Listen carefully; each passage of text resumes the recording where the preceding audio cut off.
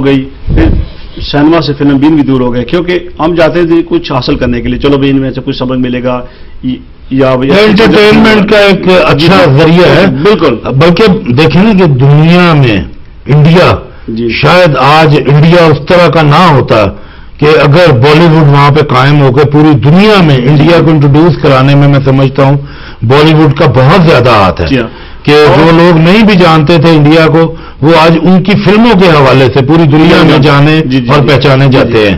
تو کیا اپنا فاروقی صاحب آپ سبب سمجھتے ہیں اس چیز کا کہ کیوں ہماری انڈسٹری بحران میں چلی گئی؟ اور مجھے یاد پڑتا کہ ایک وقت تھا کہ لاہور اور بامبے کی فلم انڈسٹری کا باقاعدہ کمپٹیشن ہوتا تھا کہ بھی لاہور کی فلم لگ رہی ہے تو بامبے والے اپنی فلم روک لیتے تھے کہ بھی لاہور کی فلم جو ہے نا اس کا مقابلہ ہم لوگ نہیں کر سکتے.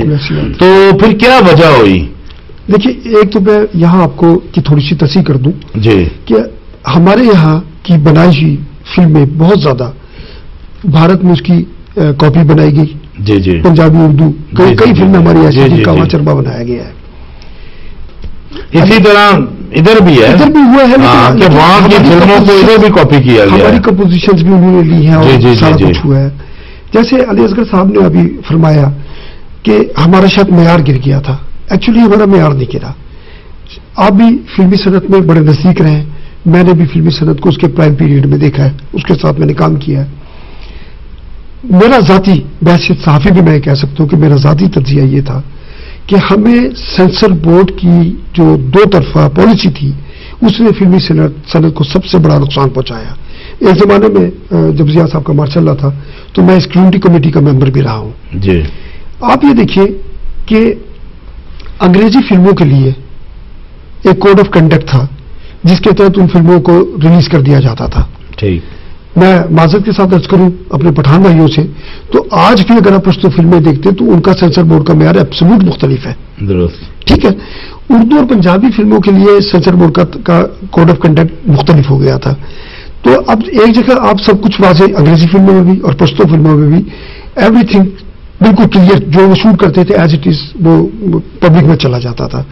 اب مزاج پبلک کا جو تھا وہ رجحان اس طرح بڑھ گیا کیونکہ یہ پریکٹیکلی تو یہ ظاہر ہے. لیکن ہم جب دیکھتے ہیں مطلب 70 تک یا 75 78 تک 80 تک بھی تو انگلش فلموں کے لیے بھی اپنی جگہ ایک آڈینس تھی. ہماری اردو فلموں کی ہماری پنجابی فلموں کی تو آڈینس اسی طرح تھی. ہم نے وہ وقت بھی دیکھا ہے کہ ٹکٹ لینے کے لیے سنیما میں لمبی قطاریں لگی ہوئی ہیں اور ٹکٹ نہیں مل رہی. تیسری چوتھے شو کی ٹکٹ لوگ لینے کی کوشش کر رہے ہیں. بکنگ ہو رہی ہے، ایڈوانس بکنگ ہو رہی ہے. وہ ایک ایٹماسفیئر ہوتا تھا. فلم نے سلور جوبلی کی ہے، وہاں جھنڈیاں لہرائی جاتی تھیں، پھر گولڈن جوبلی، پھر ڈائمنڈ جوبلی تک. یعنی ہماری فلمیں ایک سنیما میں 2 سال تک ایک فلم نمائش کے لیے پیش کی ہوئی ہے اور ہاؤس پیک جا رہے ہیں اس کے. تو کس طرح یعنی وہ میں اسی بات پہ آ رہا تھا کہ جب ضیاء الحق صاحب کا دور آیا تو سینسر بورڈ کے لیے انہوں نے جو کوڈ آف کنڈکٹ تھا وہ بالکل مختلف کر دیا. جیسے آپ نے 80 کی بات کی ہے، 70 کی دہائی میں ابتدا میں بہت آؤٹ اسٹینڈنگ فلمز بنی ہے، بڑا زبردست بزنس کیا انہوں نے. لیکن جب ضیاء صاحب کے دور میں سینسر بورڈ پہ سختی کر دی گئی تو انہوں نے ہماری کہانیوں کو جس طرح نچوڑا ہے. آپ کو فلمی صنعت آپ کو بڑی اچھی طرح علم ہوگا کہ کس طرح کے سین کاٹ دیے جاتے تھے. اب چونکہ یہ کمرشل آرٹ تھا، اسے سینما پہ ریلیز ہونا تھا. ایک طرف آپ امرتسر کے چینل سے بھی انڈین فلم بھی دیکھ رہے ہیں، پشتو فلمیں بھی دیکھ رہے ہیں. آپ کے سینما جو سلور اسکرین ہے اس پہ انگلش فلمز بھی دکھائی جا رہی ہیں. تو تھوڑی سی رعایت ہمیں کمپیریٹیولی، یعنی کہ آپ ٹوٹل معاشرے میں فاجی پھیلا دیتے، لیکن کمپیریٹیولی ہمیں مارکیٹ میں کھڑے رہنے کے لیے تھوڑی سی سہولت ملنی چاہیے تھی. جیسے آپ نے میں بتایا کہ 60s میں جائیں، 70s میں جائیں، 50s میں جائیں تو ہماری فلم انڈسٹری کا معیار بہت اچھا تھا. یعنی کہ اس میں فاجی یا سب کچھ تھا. ہمیں مارکیٹ میں ایک ساتھ چلنا تھا اور مارکیٹ میں ایک ساتھ چلنے کے لیے ہمیں تھوڑی سی سینسر بورڈ سے رعایت چاہیے تھی. اچھا اس سے پہلے میں آپ کی بات آگے بڑھتی میں یہ پوچھوں گا فلم انڈسٹری ایک ملک کے لیے آپ کس حد تک سمجھتے ہیں کہ بہت ضروری ہے، یہ ہونی چاہیے؟ دیکھیے یہ تو ریڑھ کی ہڈی ہے. غالباً انڈیا میں اگر آپ دیکھیے تو انڈیا میں دوسری بڑی انڈسٹری جو ہے فلم انڈسٹری جو ان کو پیسے کما کے دے رہی ہے. اور میں اگر اس کا تجزیہ ملک کو انٹروڈیوس کرا رہی ہے. آپ یہ دیکھیے کہ میں اس کو اس طرح دیکھتا ہوں کہ ایک ہیرو وہ محمد علی صاحب و ندیم صاحب و وحید مراد یا ہیروئن صرف انڈسٹری سے وہ وابستہ نہیں ہے. ایبٹاباد میں وہ بندہ جو اس فلم کا پوسٹر لکھتا ہے بیٹھ کے یا وہ جو تانگوں کے زمانے وہ بھی ایکچولی انڈسٹری سے ریلیٹڈ ہے، وہ چیز اس کا رسک چلتا ہے.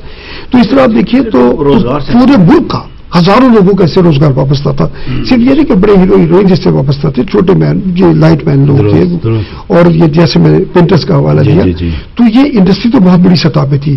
اور بدقسمتی سے جیسے ہمارے یہاں اور بڑی جو صنعتیں تھیں ان میں تالہ بندی ہو گئی، اسی طرح بھی اس کو بھی تھوڑا سا ضرورت تھا جب نیفٹیک بنائی گئی، زیادہ دور میں نیفٹیک بنی، اور اس وقت بھی اس کے اوپر اسکروٹنی کمیٹی بھی بنائی گئی تھی. اس وقت بہت ضروری تھا کہ حکومت تھوڑا سا اس کو کچھ سہولتیں دیتی، کچھ سرپرستی کرتی. یہ انڈسٹری آج بھی میں سمجھتا ہوں کہ آپ کی فلمی صنعت کے لیے، صنعت جو ہے وہ قوم کے لیے اور پورے ملک کے لیے، سرمایہ کے لیے اور بڑا اہم ستون ہے، اور اہم ترین شعبہ ہے. آپ اس کو اگنور نہیں کر سکتے. تھوڑا سا کام ہمارے پی ٹی وی نے سنبھالا تھا، لیکن پی ٹی وی کا اپنا چونکہ ایک مختصر طریقہ کار تھا اس کے اپنے پروگرام سے، وہ اس طرح کمرشلی اس کو مارکیٹ میں نہیں لا سکتے تھے. آج بھی میں سمجھتا ہوں کہ فلم انڈسٹری کی واپسی جو ہے وہ بہت ضروری ہے، اور اس کے لیے حکومت ہی کو کچھ کرنا ہوگا. اب کرنا پڑے گا، اس لیے کہ اب آپ کے سینموں کے حالات نہیں رہے. ڈھانچہ جو سینما گھر ہے وہ ٹوٹ چکے، وہاں پہ کمرشل پلازا بن گئے. تو اب تو حکومت کو اصل میں یہ چاہیے کہ تفریح ٹیکس میں اگر کوئی رعایت دے. پلس نہیں، آج بھی دیکھیں نا، نئی عمارتیں تیار کی گئی ہیں، نئے سینما گھر بنے ہیں جو اپنا یہ ماڈرنائز کر کے ان کو بنایا گیا ہے. لیکن وہاں پہ بالی ووڈ کی فلمیں ریلیز ہو رہی ہیں، لوگ دیکھنے جا رہے ہیں وہاں پہ. دیکھیں بالی ووڈ کی فلم ہمارے لیے قطعاً نقصان دہ نہیں ہے.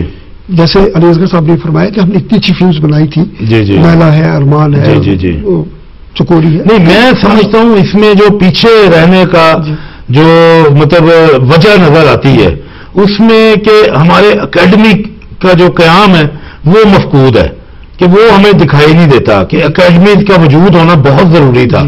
کہ پہلے لوگ ہم دیکھتے تھے خلیل کیسر، ریاض شاہد، جمیل اختر، ایس سلیمان، یہ بڑے بڑے نام تھے، ڈائریکٹر تھے، وحید ڈار، ایس بخاری، کتنے نام تھے. لکھنے والوں میں تنویر کاظمی، حسین قادری، ٹھیک ہے. یہ لوگ اوریجنل تھے، لوگ کہ بیٹھتے تھے، موڈ کے ساتھ کام کرتے تھے. احمد رائی جیسے شاعر فلم کے لیے گیت لکھ رہے ہیں، تو قتیل شفائی کے لیے مسمانی، اور مطلب تو اب وہ لوگ وہ تو یونیورسٹی ہیں، مطلب فلم کی ضمانت ہوتی تھی. مجھے یاد ہے کہ بابا حسین قادری کہ 3 قلم انہوں نے لگائے ہوئے ہیں. کوئی ایک پروڈیوسر آتا تھا کہ جی فلم لکھوانی ہے آپ سے، تو آپ کہتے تھے کہ بھئی 25 ہفتوں والی چاہیے، 50 ہفتوں والی چاہیے، 75 ہفتوں والی چاہیے، یہ 3 قلم ہے، اس کے لیے اتنے پیسے. تو وہ جو منہ سے نکلتا تھا کہ اتنے ہفتوں والی چاہیے تو وہی چلتی تھی اتنی.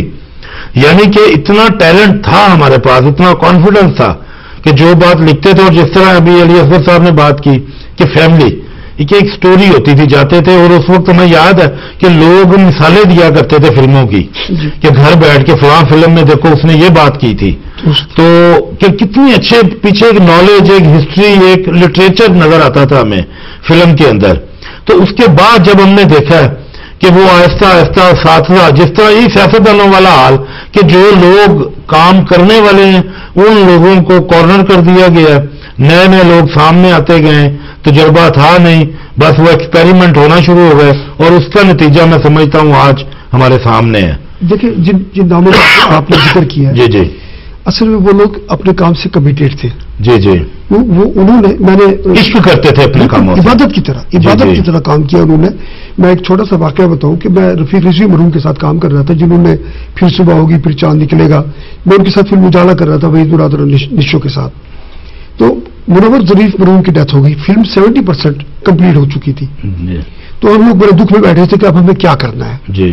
تو پہلے یہ تھا کہ کچھ چیٹ شارٹس ڈال دیے جائے اور فلم کو کمپلیٹ کر لیا جائے. بابو رفیق رضوی اللہ ان کی مغفرت کرے، انہوں نے کہا میں نے 1935 میں نتن بوس کے ساتھ یہ فلم انڈسٹری میں قدم رکھا تھا. میں اپنے حال میں بیٹھے ہوئے آدمی کے ساتھ دھوکہ نہیں کروں گا کہ یہ منور ظریف نہیں ہے، میں نے اس کی وگ پہنوا کے کسی سے شوٹنگ کرا دی ہے. فلم بند ہو گئی، منور ظریف مر گیا، فلم کو بند کر دو، نئی فلم شروع کرو.